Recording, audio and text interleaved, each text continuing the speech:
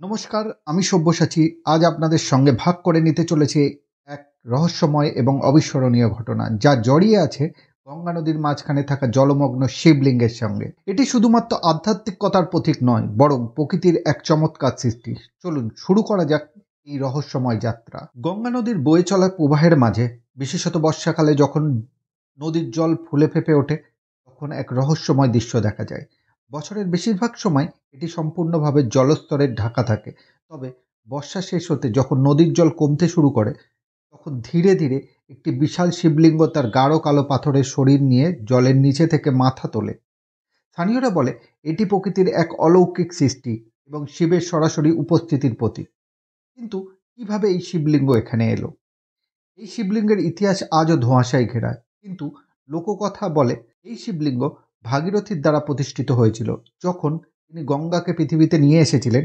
কথিত আছে গঙ্গার প্রবল স্রোতকে নিয়ন্ত্রণ করার জন্য শিব নিজে এই স্থানে উপস্থিত হন এবং তার স্মৃতিতেই এই শিবলিঙ্গ স্থাপন করা হয়। স্থানীয় লোককথা থেকে জানা যায় এই শিবলিঙ্গ একসময় এক রাজা এবং তার রাজ্যের একটি তীর্থস্থান ছিল, কিন্তু প্রাকৃতিক দুর্যোগ এবং নদীর প্রবাহের পরিবর্তনে এটি ধীরে ধীরে নদীর মাঝখানে চলে যায়। বিশ্বাস করা হয় গঙ্গা প্রবাহের সঙ্গে শিবের গভীর সংযোগ রয়েছে। এই শিবলিঙ্গটি প্রকৃতপক্ষে শিবের জাগ্রত শক্তিকে প্রতিফলিত করে।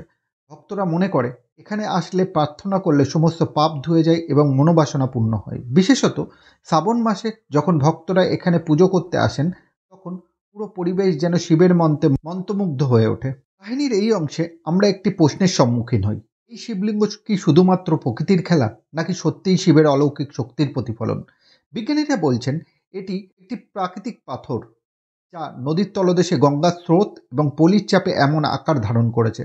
তবে এটিকে শিবলিঙ্গ আকারে দেখায় এবং এর সঙ্গে আধ্যাত্মিক সংযোগ স্থাপন করা নিঃসন্দেহে আমাদের বিশ্বাসের শক্তি। তবে স্থানীয় ভক্তদের যুক্তি একেবারে পরিষ্কার, যা বিজ্ঞান ব্যাখ্যা করতে পারে না, সেটি ঈশ্বরের অলৌকিক ক্ষমতা। শ্রাবণ মাসে এই শিবলিঙ্গ, নদীর শীতল জল, পুজোর ঘণ্টার ধ্বনি এবং মন্ত্রোচ্চারণের শব্দ ভক্তদের সম্পূর্ণ মন্ত্রমুগ্ধ করে তোলে। স্থানীয় পুরোহিতদের মতে এই শিবলিঙ্গের কাছে আসলে যে কোনো প্রার্থনা করা হলে তা সত্যি হয়ে যায়। জল থেকে উঠে আসা এই বিশাল পাথরখণ্ডটি যেন জীবন্ত শিবের প্রতীক। পর্যটকদের মতে যখন এই শিবলিঙ্গটি স্পর্শ করা হয়, মনে হয় যেন এক বিশাল শক্তির প্রবাহ শরীরের মধ্যে দিয়ে বইতে শুরু করে।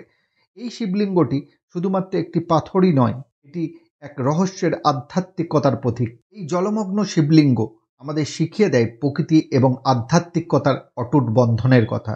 এটি শুধুমাত্র শিব ভক্তদের জন্য একটি তীর্থস্থান নয়, বরং সমস্ত মানুষের জন্য এক গম্ভীর উপলব্ধির জায়গা। তাহলে বন্ধুরা, কেমন লাগলো আজকের এই রহস্যময় ঘটনা? যদি কখনো সুযোগ হয়, তবে গঙ্গা নদীর এই জায়গা দর্শন করতে ভুলবেন না। আপনি শুধু শিবের নয়, প্রকৃতির অপার শক্তির সঙ্গে সংযোগ অনুভব করবেন। ধন্যবাদ। আজকের মতো এইটুকু। আবার দেখা হবে নতুন কোনো রহস্যময় ঘটনা নিয়ে।